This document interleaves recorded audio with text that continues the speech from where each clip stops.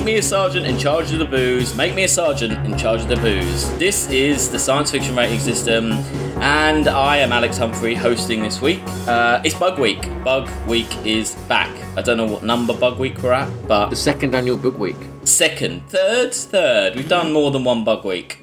Have we? Yeah. We love the bugs. We've been going 1 year, though. We can't do more than... We did Starship Troopers, probably. Yeah.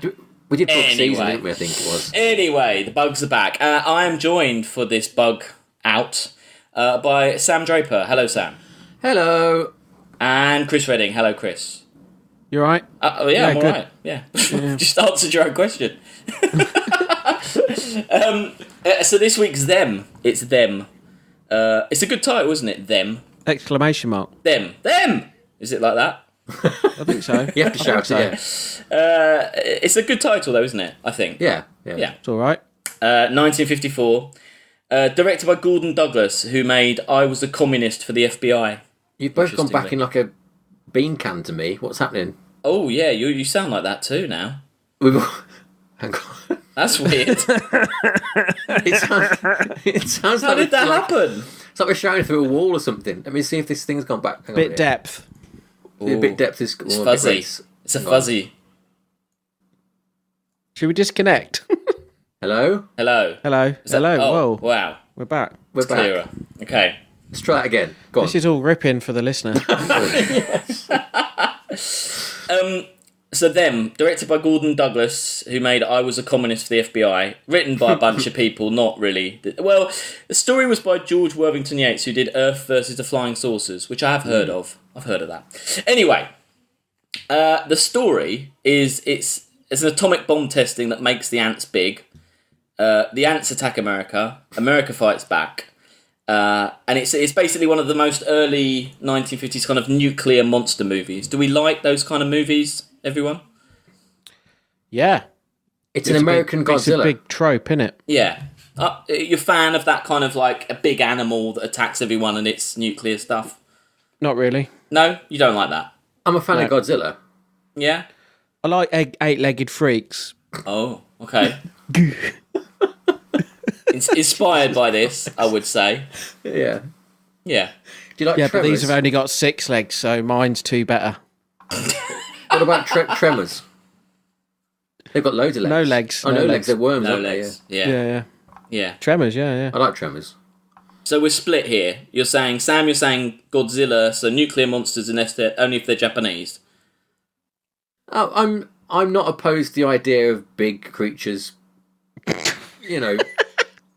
Jaws, you love Jaws. Yeah.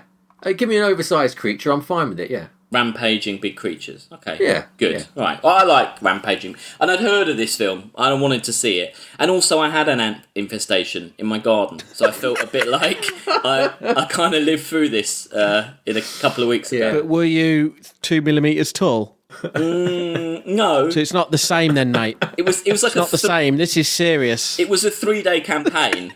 We waged war over 3 days. And there was spoilers. There was a whole bit where there were a load of flying ants and we had to stop them. Oh, But who won? Did you win? Yeah, we won. Of course we won. Yeah, so really, like, this is the sort of film that those ants should be watching afterwards, being like, oh, let's get revenge on that bastard Alex who killed us. It's like, maybe this they is just made directed by it an so ant. we. It's true. If they just made it so we could boil the kettle, they'd win. Yeah, it's Yeah. true. Yeah, it's true. It's true. I always go for the kettle. Kettles. Sorry, guys. Sorry, the animal lovers. Yeah. Yeah. Tut. Yeah, it's a good tactic.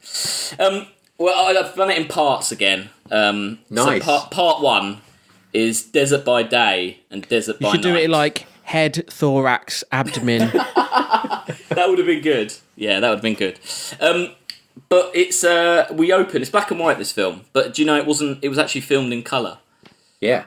And they panicked and didn't want to do it in colour, which is odd. Oh, right. It was also shot for 3D, wasn't it? Oh, really? What? Yeah, and it was also shot for widescreen. Oh. And at various See, I think they points- should have used all the money at their waist on all this shit and put it into the ants. Well, no, because basically they cut the colour first of all, which is why you just get that little first title of the them in colour. Yeah. Then they cut the widescreen. They were like, no, that's not happening. Then they cut the 3D, but they kept the 3D long enough that there's some shots, like the flamethrower shots, things like that, that are shot to, At for you. 3D. Yeah. There's a lot of for stuff video coming camera. at you. Yeah. Do you want to know one more interesting about the black and white thing? What? You know that them colour bit at the start? Yeah. They had to hand splice in that one colour frame into each print of the film to get that in there, because obviously the rest is black and white. Oh yeah, because either printers are either black and white or colour. Yeah. Yeah. It's not really much And as we all know, you wouldn't print something black and white from a colour printer because it uses all your ink up. Mug's game, that is. Yeah. Mug's game. It's a bit of a weird But you got to wonder, go through all that effort, and it's like you're on for 2 seconds. Yeah. And it's actually a disappointment because you sit down and you see, colour, and it goes to black and white. Do you think half the audience just walked out after that? I've seen it's like a reverse Wizard of Oz, isn't it? Wizard of Oz, you're like, oh shit, now it's colour. This is like, colour? No. I wonder if they had to do the same thing on all the copies of that. They must have. I suppose so, yeah. They must have spliced them together, Yeah. Anyway, we open, we're in New Mexico. There's a plane, there's a lost girl, and there's 2 state troopers, Ben, and what's the other one called? He's called... Ken? No, I've got it. Ed. Ben and Ed. And there's a little girl kind of roaming the desert on her own, holding this smashed doll. And I thought, as a setup, I quite liked that. I thought, it's quite creepy, isn't it? It's quite a horrible... It is quite creepy, yeah. Yeah, it's kind of horrible. And they find the girl, and then they take her and they find their... they find where she came from, which was a mobile home, which that wasn't caved. Terrible acting school in New Mexico. East Hollywood. They say about the mobile home, it wasn't caved in, it was caved out. Don't you think, though, the first question you should be asking there is, what is this family doing, living in the absolute middle of nowhere in this little weird mobile home? Yeah. It's their right. All right, Trump. I don't know, I'll be asking questions about, this kid's been traumatised by something. It probably wasn't giant ants. Well, true. Yeah. But it's quite creepy, isn't it? That bit when she's in the back of the ambulance and you hear the weird noise and she just sits up. That's quite creepy. Yeah, it's well done. Good intro, definitely. Yeah, it's quite well done. So were that family living in a nuclear test facility? They're on the edge of it, aren't they? He mentions, doesn't it, that it was long enough ago that it's kind of moved on or something. Right. Yeah, the desert's okay. The desert's okay. Yeah, because all the plants and trees seem all right. Yeah, they've grown, not mutated, I guess. Yeah. But there's a weird girl, so that's one thing they investigate, and then they investigate Johnson's General Store, and it's nighttime now, and that wasn't pushed in, that was pushed out, just like the trailer. So you're getting the idea that there's some things are going on, some weird stuff. There's also some sugar in his trailer, isn't there? In the some really leery students going to buy stuff and then kicking the door out. Yeah. You know this pushing out thing? Yeah. Are we meant to think the ants have come through the floor? I guess. I don't know why they say it so much, because There's no hole, is there? They were in the fridge eating the Dairy Lee, and then they got all radiation on them and they grew. I don't know. They were small. Wait a minute. You think they grew whilst in the house? In the shop? They went in as normal and came out as big. It just seemed a bit like they kept going about this whole pulled in and pulled out thing, and I was like, well, it doesn't make any sense because the ant's bigger than the trailer. I don't know if it's just a kind of MacGuffin at this point, because this is quite a big investigation bit, isn't it? It's trying to keep you on your toes. What's going on? Yeah. They split up, don't they? Ben and Ed split up, and Ed gets left behind, and then he goes out and he gets killed quite horribly by something. That's what he says. That's a good impression. It's pretty good. We cut to part 2, which I've called A Fantastic Mutation. Which is a quote, yeah. But the police have got together and they think something weird's going on, don't they? They all look like New York cops in their uniforms. Yeah. Driving around like it's a cop show. What I found odd was that this cop, Ben, who's obviously quite tortured by the death of Ed, his partner, he manages to stay in the film the whole way through. Why? Surely the film progresses to a level where a state trooper from New Mexico is not really needed anymore. They always do this in disaster movies, though, because we had a fucking limo driver in 2012. That's true. You know, the bit when Ben starts walking around in a suit and starts smoking everywhere? Yeah. If I was that FBI bloke, I'd be like, Ben, know your place. Put your fucking uniform on. You're not meant to be plain clothes, mate. Yeah, it's true. Also, his partner dying, that bit, the guy in charge is like, he says like, it's shown about whatever, he's probably dead. And that's the last you hear about it. No one goes to investigate what's happened to him. Just assume that it's a different time. It's a different time. The guy that plays... It's funny you say that about the Ben character. He wore lifts in his shoes to compensate for the height difference between him and the FBI guy. Oh, wow. And it was also noted that he employed bits of business, hand gestures and motions, so that it appeared to draw the attention all the time as well. So he was obviously... maybe he wasn't even meant to be that far in the film. Maybe he was meant to go and he just had the ear of the director. I don't know. I just think it's a common trope in disaster movies. They always have like a small man's journey. Yeah, true. It happens in Independence Day as well. True, yeah. Which is this kind of, there's echoes of this in Independence Day, I would say. Oh, yeah. Oh, yeah, everything is ripping this off, isn't it, really?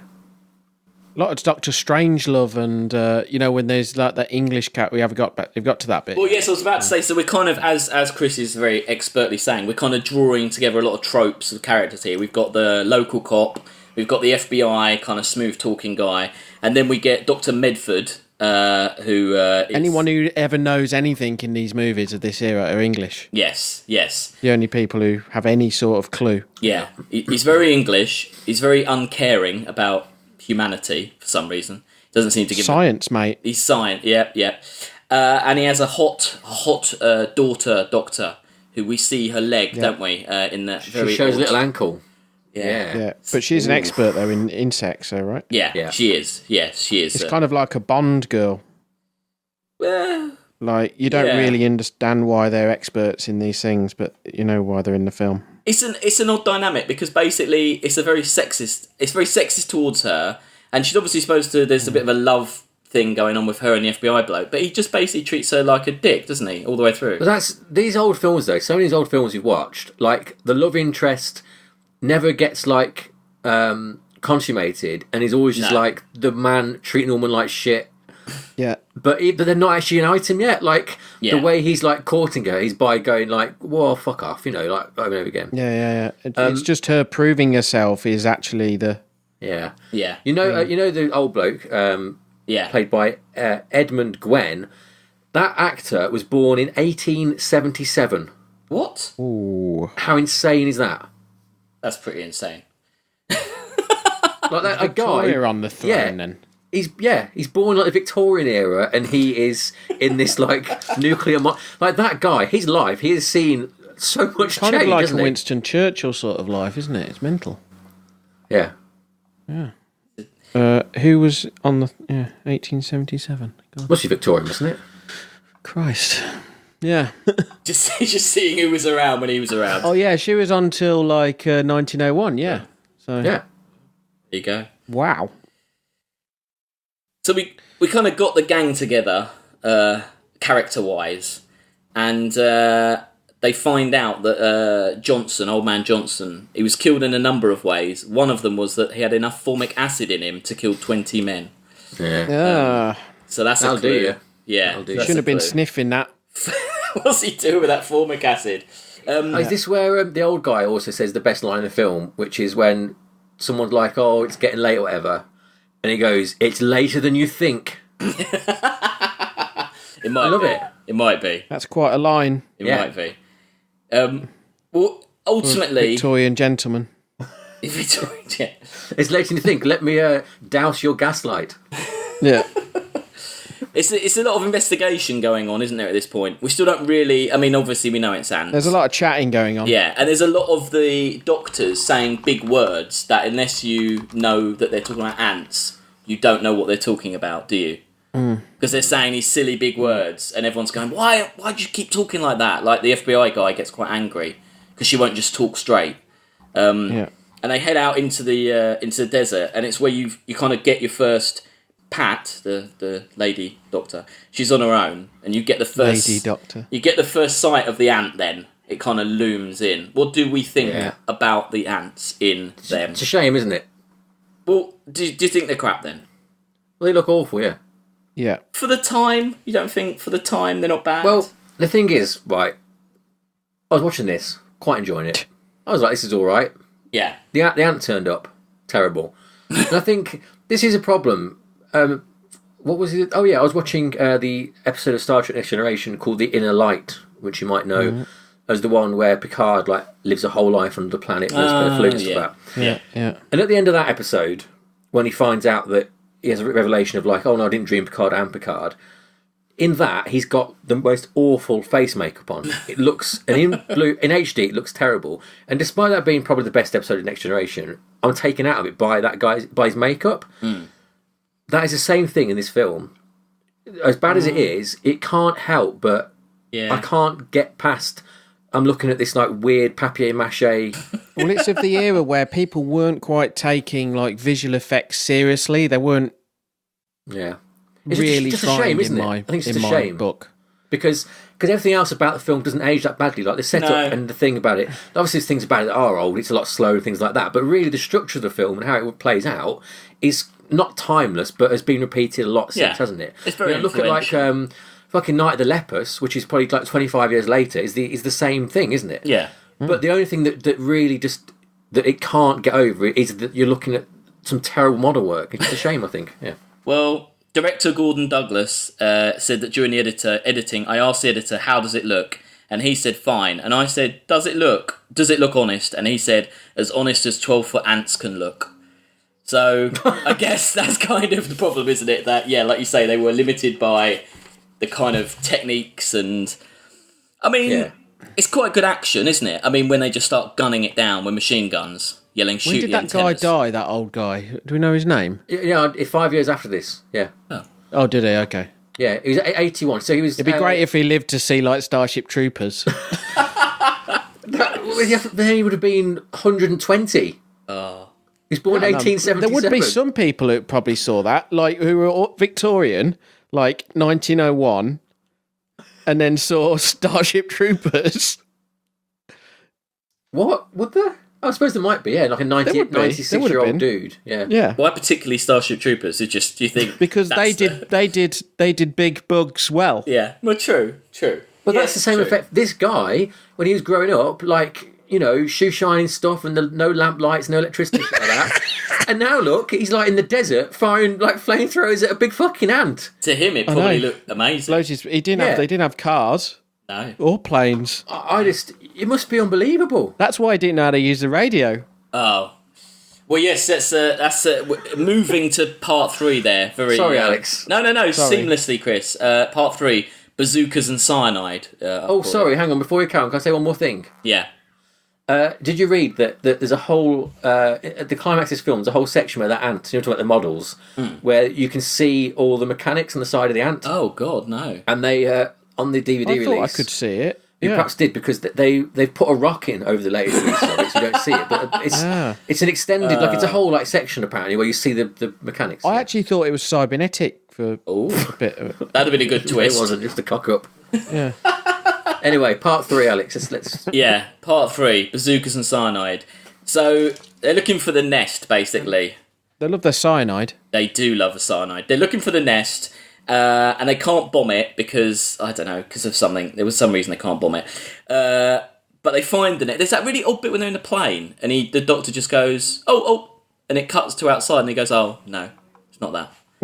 Well, that was weird. There's lots of weird script going on. And like you say, there's a very comedy bit where he can't work out the radio, which is... Comedy. It's odd.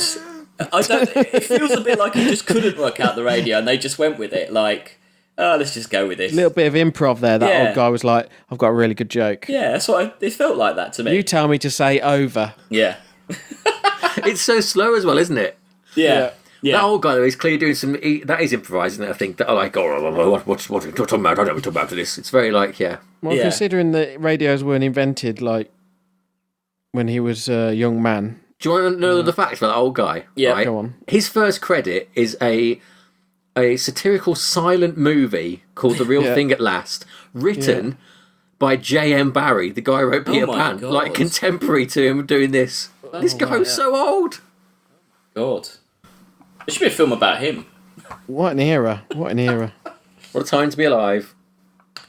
You know they're doing War of the Worlds on... They're doing a Victorian era War of the Worlds on telly. Sorry. No, that's okay. Diversion. On the BBC. Oh, are they? Yeah. When? I don't know. I couldn't find a release date, but they're shooting it. Interesting. Could be good. Yeah, could be good. Could be shit as well. Yeah. So.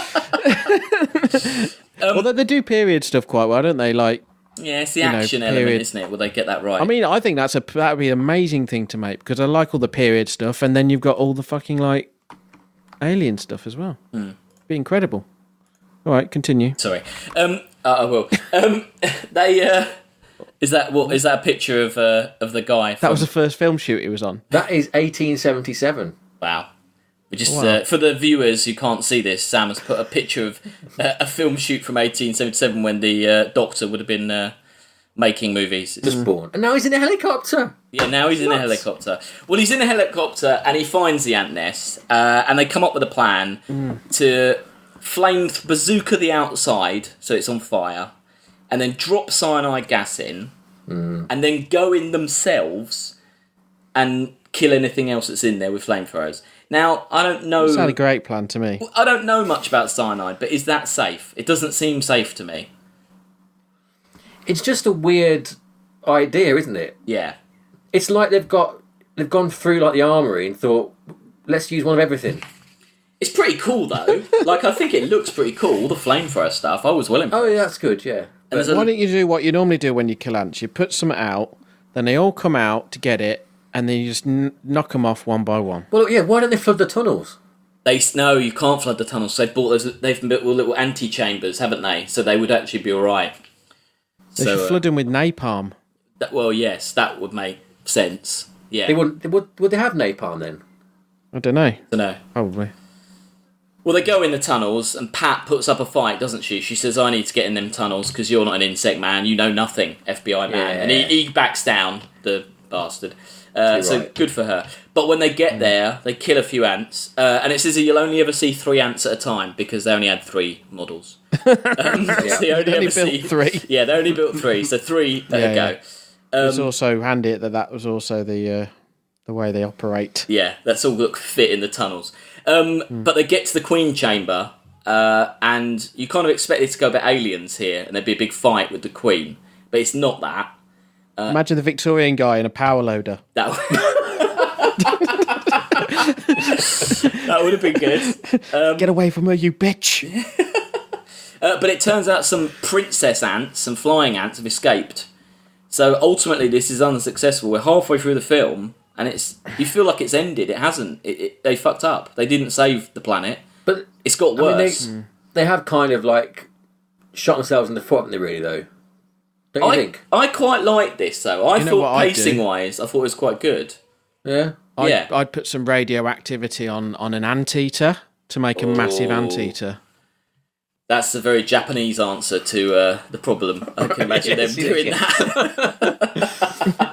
An anteater the size of Texas. Yeah. Yeah, it's like escalation. That is, you end up with giant monsters all everywhere. Yeah. Yeah. That's how you get to destroy all monsters, and you've got kaijus all over the place, and it's trouble. Yeah. Yeah. So that's how you get to that latest The Rock film. Have you seen that? Where it's just monsters just hitting each other. Rampage. Yeah. Based on a computer game, arcade game, isn't it? It is, yeah. Weirdly, yeah. So what did you guys think of the pacing then? You're not a fan. You didn't think this was a good plot device? I liked the cover-up bit. I like the pacing, yeah, at this point, where it's going. I just think... I don't know. I feel like we spend too long in the next bit. Right. Chris? Yeah, me too. Okay. It's just too much chat now. All they've got, basically, is a big model of an ant, and they're trying to get a film out of it. Yeah. Well, the chat you're referring to is part 4, which I've called the cover-up, which is it's a very wordy section. You're very right, because basically they all fly to Washington, and they kind of have to... If they could figure out how to ride ants into battle, that would be useful as a weapon, wouldn't it? That would have been good. I'm surprised they didn't try and have like someone there who was trying to make it into a weapon. Wrangling them. That would have been good. Like Jurassic World style. Yeah, that would have been good. We get a kind of weird lesson in ants here, don't we? The Doctor does a big there's a bit of a science bit where he just tells us about ants. I quite like that. I quite like the slides. Yeah, it was good, wasn't The it? old the I like this whole bit, paleontological like for a bit, the whole like cover up angle. It feels quite a modern thing to like have this idea that we can't tell the public and we've got to cover up and stuff like that. And obviously, it's a parallel. What he didn't mention, there's a good reason why ants have never been an inch long, is because they breathe through spiracles in the sides. That means they can never be really bigger than that. Because, do you know what I mean? Interesting. Why? Because they don't have lungs. They breathe through little holes along their sides, so their surface area is like a limit to why like things like spiders and ants can't grow over a certain size. But if you've got a bigger hole, why can't you be bigger? Well, it's not about the size of the size of the hole is important because it doesn't use like a breathing lung. It uses like air pressure. So a bigger hole actually becomes just a hole. So it just like collapsing on itself if it was big. Yeah. Would you, as you seem to have some ant knowledge there, Chris, should we do an ant quiz? Have you got questions? I've got questions. Oh, wow. Shoot. Well, I just thought, because here we go into this big bit about ants, it makes sense, doesn't it, to stop at this bit. This is like Mr. DNA of ants, this bit. Yeah. Of the film. This is like Alex is actually in the room with that guy, and that guy's to turn around and go, look, I'm super old, I'll just turn to my assistant Alex here, who's brought a quiz for you all. So, So I'm going to try and avoid some of the things that he touches on. But you might have to email with these questions. Okay, right. Well, Chris, you can go first, okay? You ready? Didn't get a word of that. You get the first question, okay? Yeah. Right. Don't know what he's saying. How many years ago is it estimated ants first appeared on Earth? Hang on, what are you laughing How at? many ants are there on Earth? How many years ago Yes. is it estimated that ants appeared on Earth? Oh, appeared on Earth.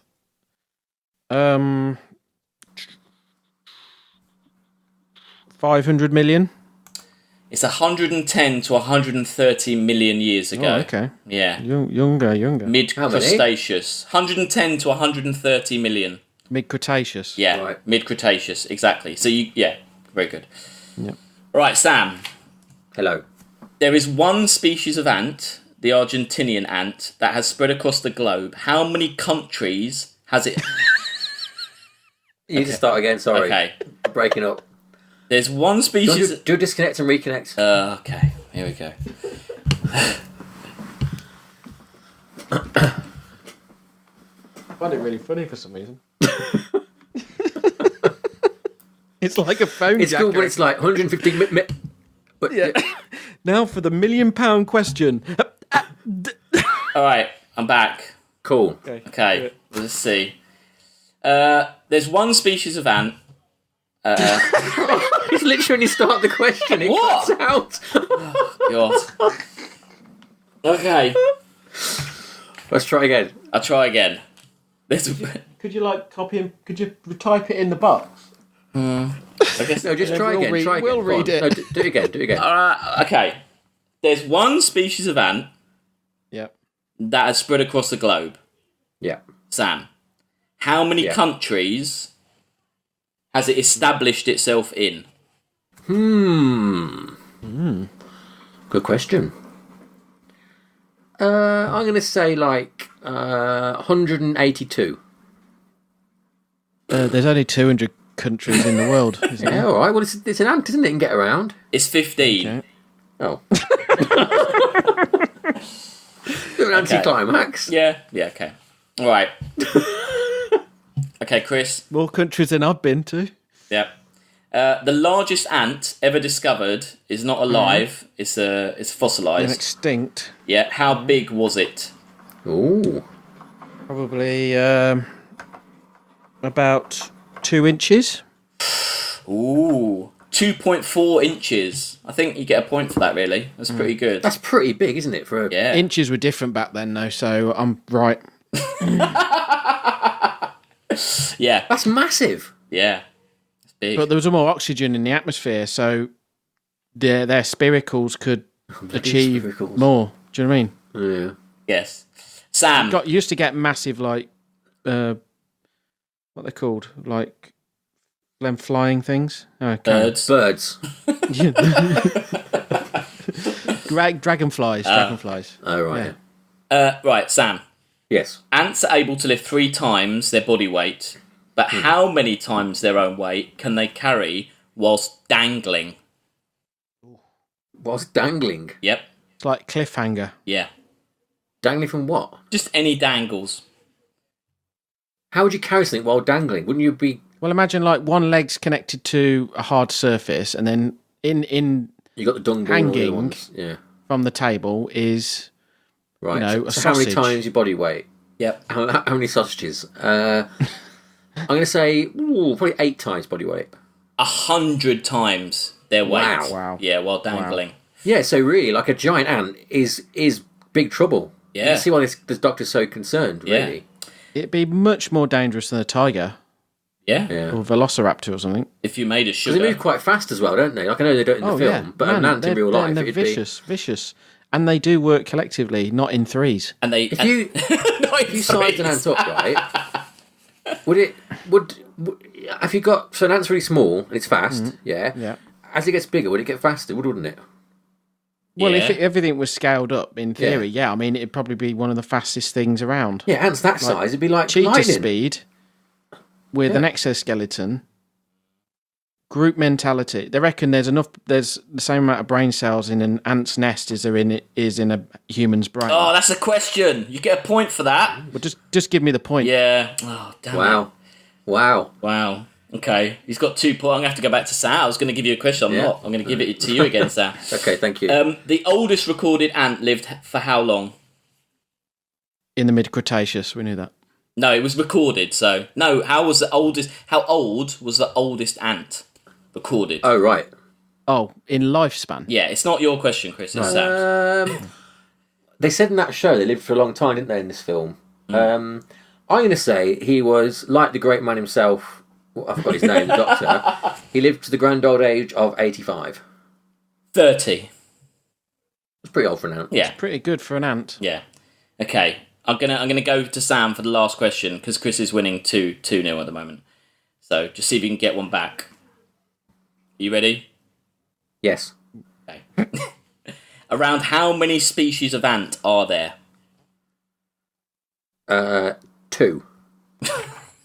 Oh my god. Chris, do you want to try and steal? I thought it was like a trick one, like his thing about the No, country. it's not a trick. Species of ant, Yeah. Sam. Yeah. You know more species of ant than 2. I can't name one. Fire. We've got it just in Oh, England. yeah. You've got red and black. Oh, right, yeah. Okay. Yes, okay. Yeah. Okay, I'll revise my answer to 3. Okay. Chris, do you want to try and get 3 points here? I'd say 500. It's 12,000. Wow. What? Wow. Yeah. And Chris already answered the other question, which is that ants collectively have the same brain power as a... I mean, that's only if they're all getting along, isn't it? It's networked in a different way, though, isn't it? Yeah. But back to the movie. That was. Yeah, thank you. I feel smarter. Great quiz. Thank you. I love my favourite bit of the film was the big sign that appears at this point in the film about monitoring news. Did you see that sign? No. Oh, yes. Do you Different remember things they're looking out for. Do you remember what was on the sign? Is it sugar theft? Yes. Acid, spotting acid somewhere? A death by acid, is it something like that? There's kidnapping, missing persons, unsolved murders, alleged suicides, migration of wildlife, strange phenomenon such as flying saucers, strange odours or high-pitched sounds, and unnatural things alive or dead.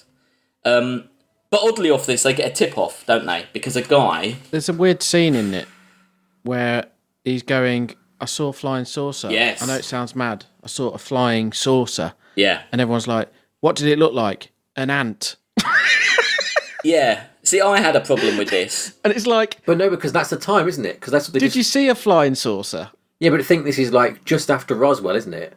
Yeah. And like that's in the what's the word? Would you the say public. a flying ant, though? You wouldn't say a flying saucer. Well, because they're obsessed with Just that saw a idea of flying saucer. saucers being out there, weren't they? So I think just flying saucer was shorthand for any UFO in the sky you didn't know.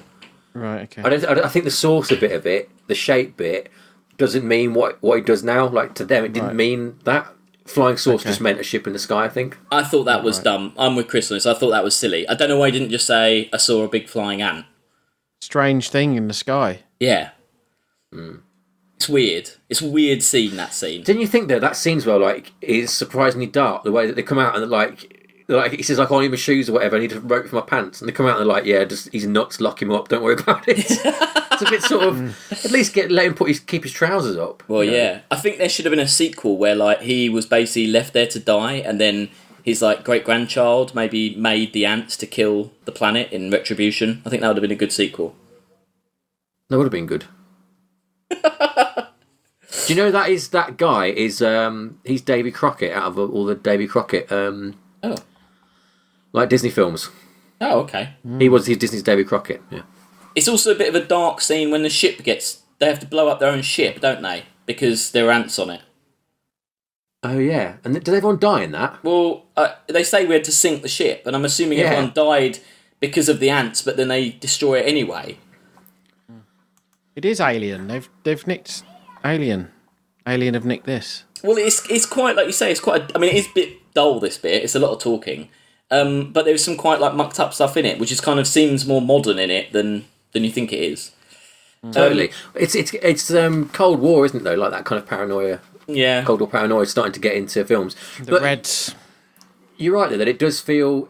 Like I said, with like that Night of Leopards and things like that, there's films that are coming out 20 years later than this that haven't moved the needle at all in terms of this sort of thing. No. And like, if you think of that's the difference between like now and, I don't know, The Matrix, isn't it? Think how far that seems in terms of time for us. Yeah. Not a lot has changed. No. It's in colour. But they kind of... There's some kids go missing. Basically, they work out, don't they, that the ants are in fact in LA. And they're in the storm drains in LA. And that moves us to the final part 5, the attack on LA. And they have to tell everyone. They do that kind of public service announcement to kind of tell everyone, which I thought was quite a good scene. It's a bit kind of War of the Worlds, isn't it, that bit, where you see all the people in the shops and stuff, and they're hearing about martial law. And then basically you kind of just descend into action again. They go in the tunnels, they shoot stuff.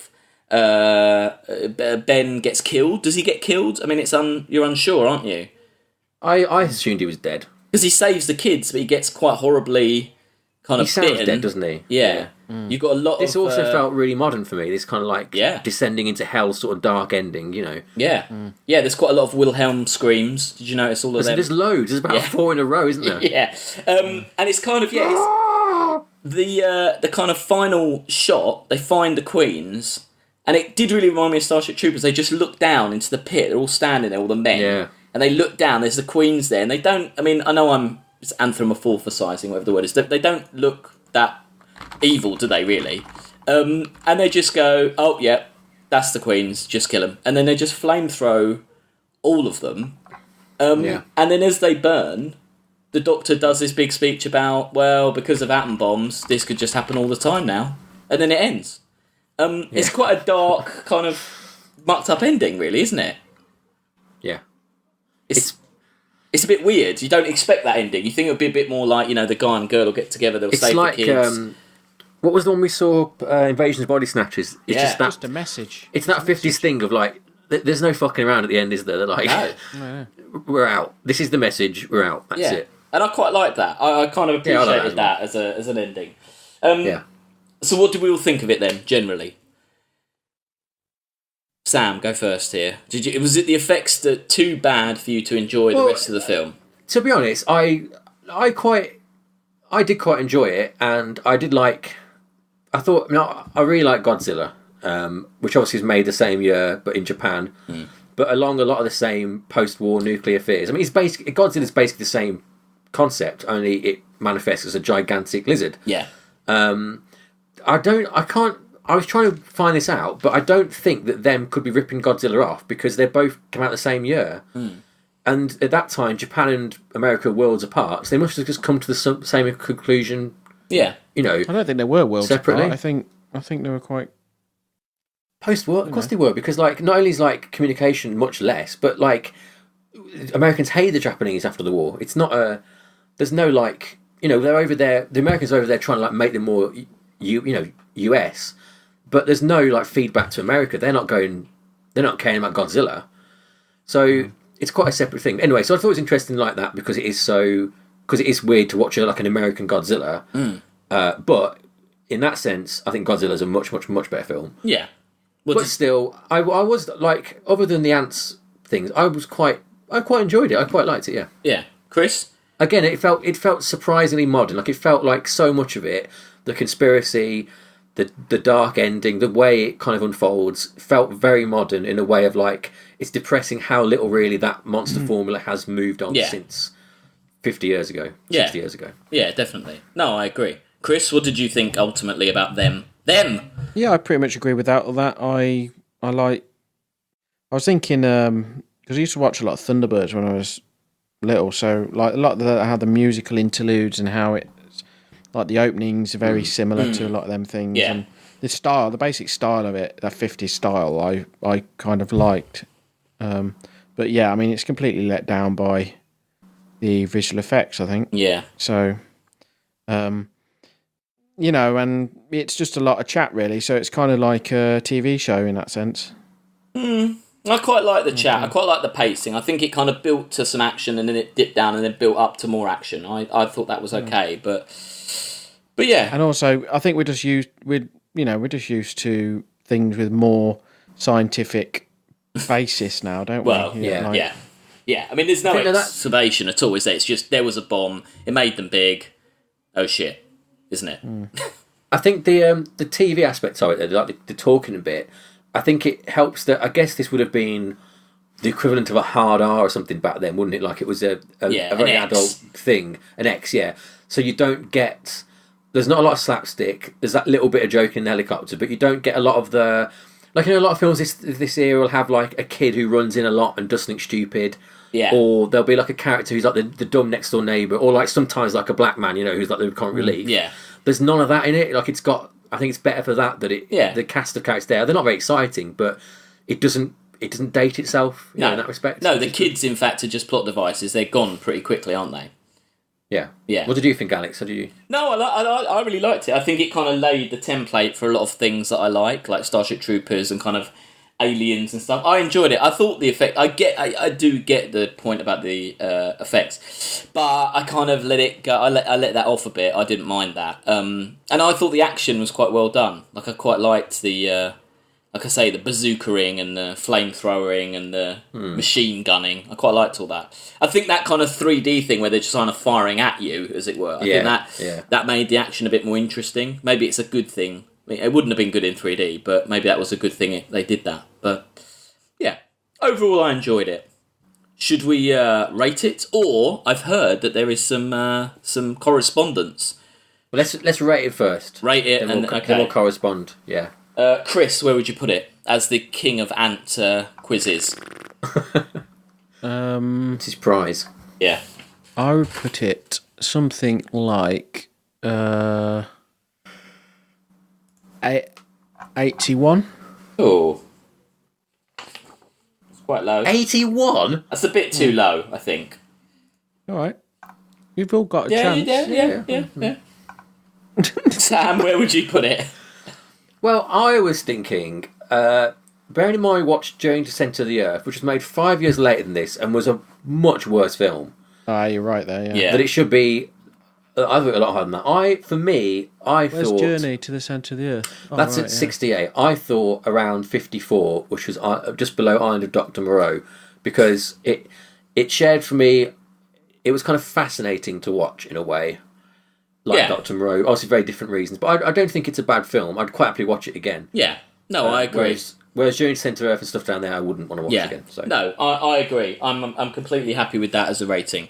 I concur. I think that's a good place for it. It's kind of we don't rate things for being important, but I think it's important. But yeah, it's kind of let down by a central flaw, but ultimately, storytelling wise, all that. I think it's got a lot going on, and I think it. But yeah, like not only is it important, like. In a way that other older films are, but it also is still watchable, whereas a lot of important things aren't watchable anymore, whereas this actually is. I think. It wasn't on the level of Invasion of the Body Snatchers, but no. it's still, I think, very watchable. Yeah, I'm happy with that too. Cool. I'll agree with you. I'm not going to get anti on it. Oh. Should be antsy, really, is what you should have said. Sorry. Should we... I'll correct your joke in post. Double L's in there for you. You've got better vocab than me. Yeah. Where did we say? We said, what did we said? 54, yeah. Yeah. Could we have some correspondence, please, Sam? Yes, we can. Let me just write this in. So, let's go to the emails. And we have heard from repeat caller, Alexander, who calls himself the international listener. You may remember who emailed in a long time ago. Yeah. Where's he from? I think he's from Denmark. I can't remember. I thought you were going to say Wales or something. That'd be funny. No, he's definitely actually genuinely foreign. Oh, okay. A foreign. Good for him. Good for him, mate. And Good for him. Good for him. He says, "Hey there, Sam, Chris, and Alex. Hi. Hi. Yo. Still listening." It sounds a bit like it's a chore there, but you know. Is it boring in Denmark? He says about he's listening on Spotify, but he has just switched to the podcast app on iPhone, listening to our constant pleas for ratings on iPhone. So good work, Alexander, on message. Nice one. Yeah, that's good. But he does say he finds podcasts it's great fun and he enjoys every episode, especially the latest, which have been great. Oh, thank That's you. nice, isn't it? So he likes a new format, is what he's saying. I think so. One movie review.